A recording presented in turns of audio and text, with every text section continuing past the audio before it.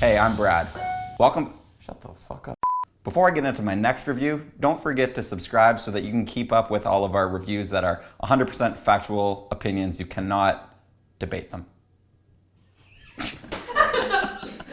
So it's been about a month since I was last here, and in that time, I went to Philadelphia for This Is Hardcore. I've spent a lot of time working on the upcoming Vatican album, Ache of Eternity, that I'm releasing on Sorrow Carrier Records, and I've been growing my hair. This week, I'm reviewing Dear Desolation by Thy Art Is Murder, out today on Nuclear Blast Records. Well, they're from Australia, so I guess technically it came out yesterday or whatever with the time-traveling, upside-down world they live in. I know, it's a deathcore album and that's like the ultimate sin in metal, but at least give it a little bit of a chance.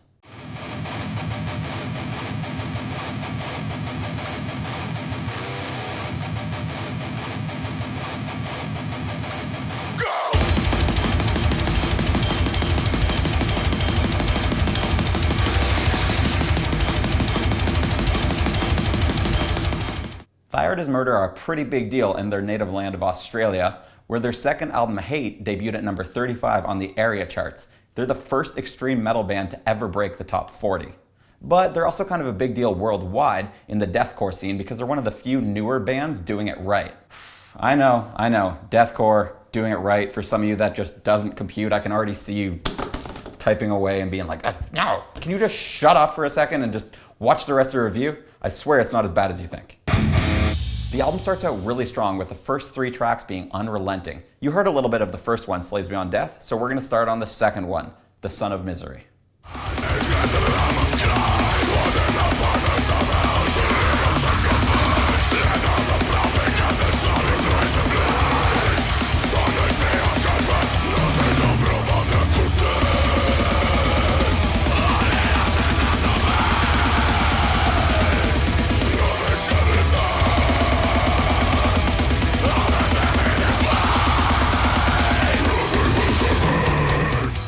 The first thing that comes to mind when you hear this song is how much it sounds like the band is being influenced by Behemoth, which makes sense because they love that band. They've said so in interviews. The opening of the track even feels like an homage to Behemoth's Of Fire and the Void. And like Behemoth, the drums are a standout. I like how the band keeps the riff going, but they switch up the blast beats a little bit. It keeps it fresh, even as it repeats.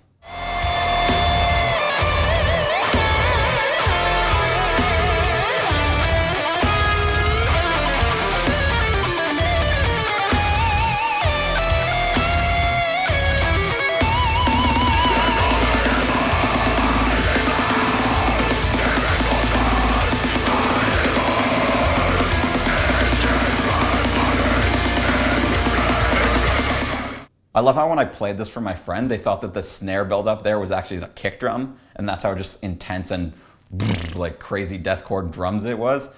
They can't just do like a normal buildup, like they're just like, no. Deathcore drums, baby. It's sick. But it's actually really cool because it just shows how intense the band is. You know, they can't just give you a normal snare roll, they have to go full force. But the solo that came before it, well, that was kind of understated. It kind of fit the song, it got in, and then it got out. It did what it needed to do, but it proves that deathcore bands can have solos. They're not just all breakdowns. You know how people say that's a 1-2 punch? Well, this album starts out with a 1-2-3 punch. That was number 2. Now let's go to number 3. This is Puppet Master.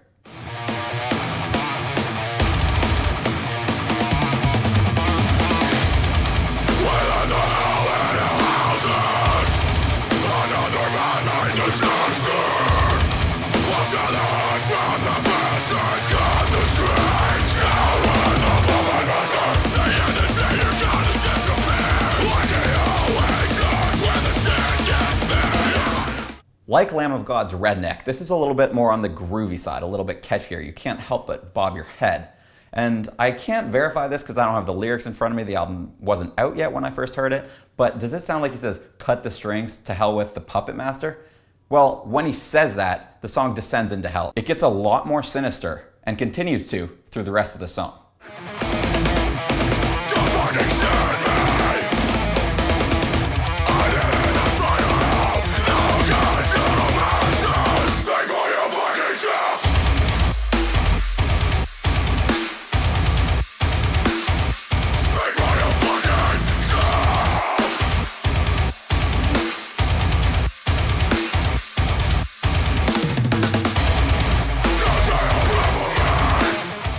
With this build-up, the band's not going hyperactive on the drums. The guitar riff is kind of driving things. And then they go into, I know, the dreaded breakdown.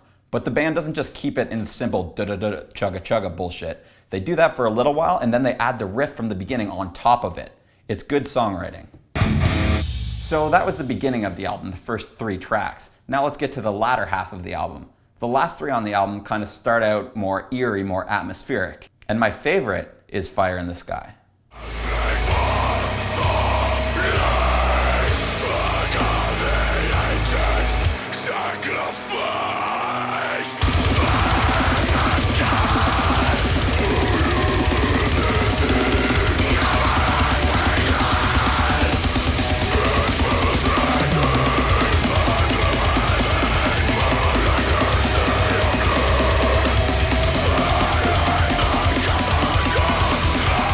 I don't know if it's just the contrast from how airy or eerie or whatnot it was, but when it comes in, it just feels very oppressive, like boom, you know? And those guttural vocals, awesome, along with the crazy blast beats. Nah, they're not that crazy. They're just like average blast beats, but they're cool.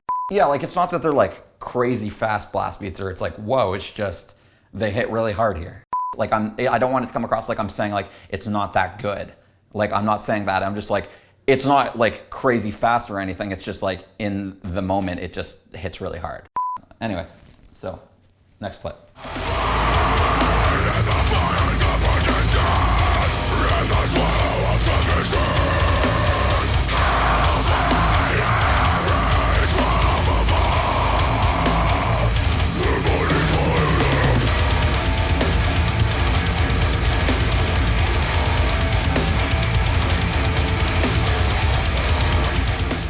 On a completely different note than the blast beats from earlier, this focuses on chugging. I know, chugging in deathcore, but if I didn't tell you that this was deathcore, you might not have noticed because it feels more like a riff built on chugs than just a breakdown. They add that creepy kind of weird part on top of the chugs, and even if that's not really your thing, they get to a Swedish-inspired melodic death metal riff.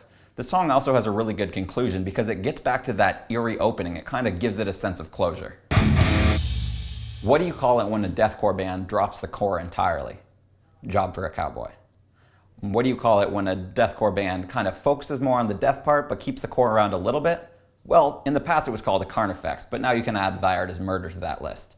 Their first album back in 2010 was super technical, and its follow-up Hate was kind of mid-place, focused on brutality. Ever since then, they've been trying to find their sweet spot on that spectrum, and with this album, they're getting closer than ever. The band's vocalist CJ quit the band back in 2015 to deal with some shit, and he came back with a single, No Absolution, which I think perfectly nailed their spot on that spectrum between technical and brutality. So the fans didn't really have to worry about whether the band still had it. I spent a lot of time thinking about this and whether I want to give it 3.5 or 4 skulls, and Lisa won't let me give it 3 3/4, so I'm gonna go with 4 skulls on Overkill Reviews.